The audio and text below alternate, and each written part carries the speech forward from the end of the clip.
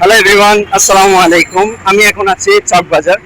So এখানে পরিবেশ যতটুকু দেখলাম বুঝলাম, তো এখানে আমাদের ইসলাম ধর্মের যে কালচার, সো এখান থেকে খুবই কম এখানে। তো যাই হোক, সব জায়গায় যে ইসলামিক কালচার থাকবে বিষয়টা এমন না, কারণ বাইরের কান্ট্রিরও মানুষ আছে এখানে, আমি যতটুকু দেখছি। আর হচ্ছে যে এখানে পরিবেশটা, আই মিন গাড়ি ঘোড়ার পরিবেশটা মানে আওলা ঝাওলা, মানে এখানে কোনো রাস্তা পার হওয়ার মতো এখানে ওইরকম ভাবে কোনো পরিবেশ নেই। যেমন আমাদের অন্যান্য জায়গার মধ্যে দেখবেন, যেমন জিসি মোড়, তারপর হচ্ছে যে ফ্লাইওভার একটা যেরকম বিষয় আছে না, ঠিক ওইরকম এখানে কোনো মানে কিছু দেখতেছি না।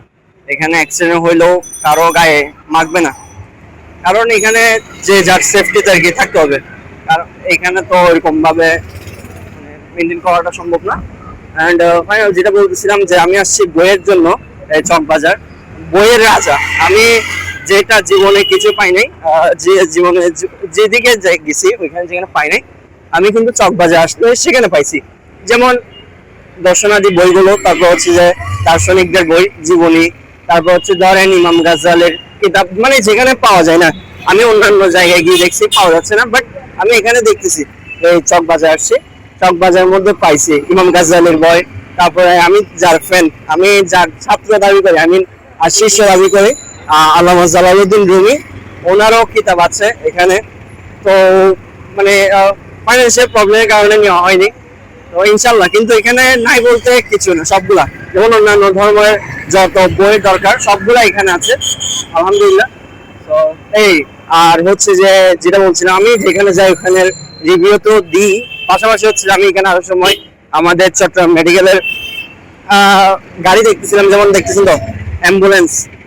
সো এখানে অ্যাম্বুলেন্সের কথা বলে লাভ নাই, কারণ আমি যতটুকু শুনছি এবং ফ্রেন্ড সার্কেল থেকে যতটুকু আমি আজ করে বুঝলাম, যে এখানে সিন্ডিকেট মানুষের পাশে দাঁড়াবে, যে ওইরকম কোনো এখানে পরিস্থিতি নেই। সবগুলো হচ্ছে সিন্ডিকেট। এখানে যদি মানুষ মারা গেলে আরো লাভ, আরো লাভ বলতে কিরকম জানেন, অ্যাম্বুলেন্স মানে মেডিকেল থেকে অ্যাম্বুলেন্স তো নাই, এটা প্রাইভেট করা অ্যাম্বুলেন্স। তো এই অ্যাম্বুলেন্স গুলো নাকি ভাড়া করতে হয়, ভাড়া করে আবার ওইটা এখানে আবার একটা ফি দিতে হয়। মেডিকেলে মানুষ মারা গেছে, তার কাফন দাফনের জন্য তো যে খরচটা করতে হয়, ওই জায়গায় হচ্ছে এখানে আবার কি করতে হচ্ছে, অ্যাম্বুলেন্সে ফি দিতে হচ্ছে। তা আমরা কোন ডিস্ট্রিক্টের মধ্যে আছি, আমরা কোন কান্ট্রিতে আছি, আমরা কোন ধর্মের মধ্যে আছি? আমার ধর্মের মানুষই আমাদেরকে মারে খাই যাচ্ছে।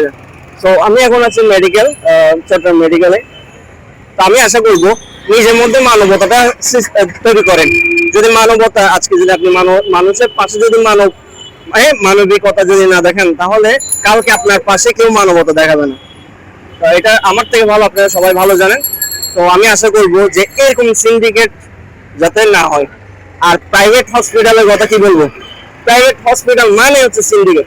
এখানে যার থেকে যত খাইতে পারে। যদি মনে করেন আমি যদি এখন কোন একটা ডক্টরের রেফারেন্স অথবা কোন একটা রাজনৈতিক ব্যক্তির রেফারেন্স অথবা কোন একটা বড় লোকের রেফারেন্সে যদি আমি আসি, তাহলে আমাকে প্রায়োরিটি বেশি দেওয়া হয়, আমার অ্যামাউন্টটা কম রাখা হয়। ওই জায়গায় যদি একজন গরিব মানুষ আছে, ওরে বাপরে, তারা বলে দেয় ডাইরেক্ট, মানে খারাপ বাজারে চলে আসে। তো যাই হোক, পপুলার ডায়াগনস্টিক সেন্টার এটা, যাই হোক, মনে খুব ছিল বলে ফেলছি, তো খারাপ মাইন্ড দিবেন না। এবং আমি আশা রাখবো যারা মানে ফাইন্যান্সিয়াল প্রবলেম, তারা একটু কষ্ট করে হলেও সরকারি হসপিটালগুলোতে যাবেন, যেমন মানব শিশু হসপিটাল হচ্ছে এদিকে চকবাজার মেডিকেল হসপিটাল। তো এইগুলোতে দেখবেন, এইগুলোতে যাবেন। এবং লেট হলেও অবশ্যই আপনারা, এখানে ভালো নাই যে না, ভালো আছে, কিন্তু আমাকে ভালোভাবে তৈরি করে নিতে পারলে রেফারেন্সে নিয়ে আসবেন। কারণ রেফারেন্সে যদি না আসেন, আপনাকে 2 পয়সা মূল্য দিবে না, ওই আপনার থেকে টাকা খুঁজবে, তখন আপনি মারা খাবেন। বুঝলেন? ওই অ্যাম্বুলেন্সের মধ্যে আর কি সিন্ডিকেট, সব দিক দিয়ে সিন্ডিকেট। তো ভালো থাকবেন, সুস্থ থাকবেন। রাস্তাঘাটের মধ্যে চলাফেরা করার সময় অবশ্যই দেখে শুনে চলবেন। তো আল্লাহ হাফেজ, দোয়া রাখবেন। আল্লাহ হাফেজ, আসসালামু আলাইকুম।